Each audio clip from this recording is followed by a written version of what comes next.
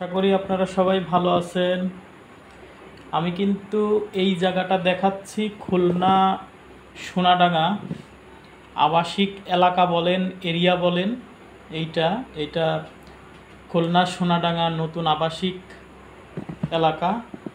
তো এইখানে বেশি মানুষ নাই, তো এর জন্য এখানে থেকে খুব মজা এবং পরিষ্কার আছে জায়গা। আর ওই পাশেও আছে, এই যে বাম দিয়ে চলে যেতে হয়, কিন্তু আমি ওদিকে এখন যাব না। আমি এখন যাব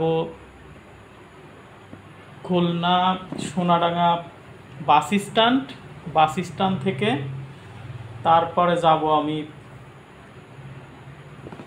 একটা দোকানে, একটা শপে যাব। এই যে দেখেন, এই যে কি করলো বিআরটিসি বাস। কেন রে ভাই, জায়গা নাই যে এখানেই রাস্তার মাঝখানে দাঁড়াইতে হবে? আমি তো মনে করছি যে উনি মনে হয় চলে যাবে, তারপরে আমি সুন্দর মতো যাই, পার হই রোডটা। কিন্তু উনি কি করছে, সামনে দেখেন মানুষ পারাপারের রাস্তা, সেটাও ব্লক করছে। তারপরে সামনে দিয়েও আমি যেতে পারবো না, কারণ ওই পাশ দিয়ে যদি কোনো কাছে মেরে দেয় আমাকে, তখন এই দায়ভার কে নেবে? এই সমস্ত অনিয়মের কারণে আমরা নিজেদের সমস্যা আমরা নিজেরাই করি। এতে একজন সমস্যা করবে এবং সমস্ত মানুষের এই সমস্যা পোহাইতে হবে, এবং এ থেকে আমাদের বের হয়ে আসতে হবে। উনি অনেক বড় একটা গাড়ি যেখানে সেখানে দাঁড় করায়ে উনি যে প্যাসেঞ্জার আছে সেটা নামাবে, এটা তো ঠিক না, তাই না? তো এর জন্য এই জিনিসটা যে অনিয়ম, আমরা এত অনিয়ম করি, আসলে এটা বলার বাইরে।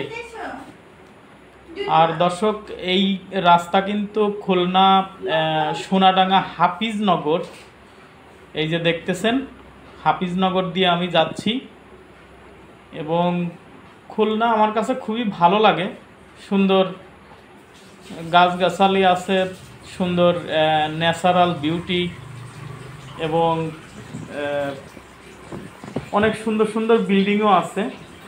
রাস্তাঘাট খুলনা শহরের মধ্যে মোটামুটি ভালো চলে, চালানো যায়। কিন্তু খুলনা শহরের বাইরের রাস্তা ভাই এতটাই খারাপ যে বলার বাইরে।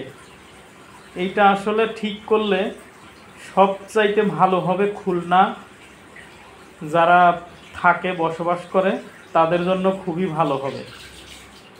তো এর জন্য খুলনার শহরের বাইরে যে রাস্তাগুলো খুবই দ্রুত করলে সেটা সবচেয়ে ভালো হবে। এই যে একটা জায়গায় কাজ করছে, এইখানে কেন করতেছে না, পাকা চলে আসছে। কিন্তু দর্শক, খুলনা সোনাডাঙ্গা বাস স্ট্যান্ডে চলে আসছি। দেখেন আপনারা, বাস স্ট্যান্ড কিন্তু এরকম, এই যে রাইট সাইডে বাস স্ট্যান্ড, এই যে বাস একটা বের হইল, এই হলো main Khulna Sonadanga bus stand. আমি চলে যাব সোজা গল্লামারির দিকে, এবং এই সোনাডাঙ্গা বাস স্ট্যান্ড সোজা যদি আপনারা যান বয়রা থেকে আসতে যে রোডটা, তাহলে কিন্তু গল্লামারি যাওয়া যাবে। এবং গল্লামারি যাওয়ার আগেই এসটি হুন্ডা ওয়ার্ল্ড,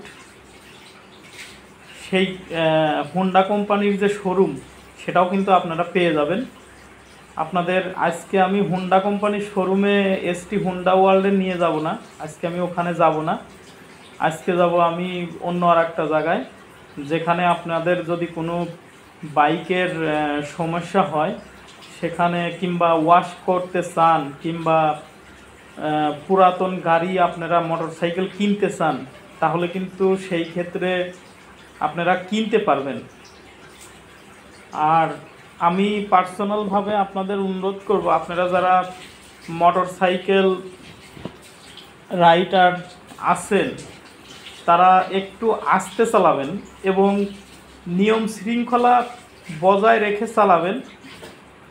কারণ কি, আমরা একজন যারা হুন্ডা চালাই আমরা, একজন যদি অনিয়ম করে তাতে এটা সবার মানে নাম হয় যে এটা আসলে হুন্ডা যারা চালায় তারা সবাই মনে হয় এই অনিয়ম করেই চালায় আর কি।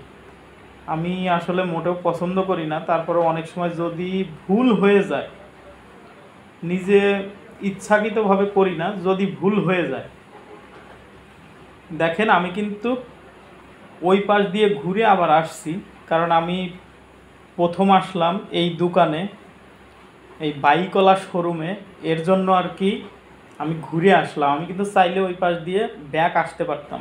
এই যে দেখেন বাইকওয়ালা যে এই যে শোরুম, এখানে কিন্তু অনেক কিছু পেয়ে যাবেন, হুন্ডার যাবতীয় পার্টসপাতি, এবং এই যে এখানে আপনারা পেয়ে যাবেন বাইক ওয়াশ করে, এবং পুরাতন বাইক এখান থেকে কিনতে পারবেন। দর্শক, অনুরোধ রইল চ্যানেলটি সাবস্ক্রাইব করার জন্য এবং ফেসবুক পেজ, ফেসবুক সব কিছু ফলো করার জন্য। আপনাদের সবাইকে অনেক অনেক ধন্যবাদ সম্পূর্ণ ভিডিওটি দেখার জন্য। আসসালামু আলাইকুম।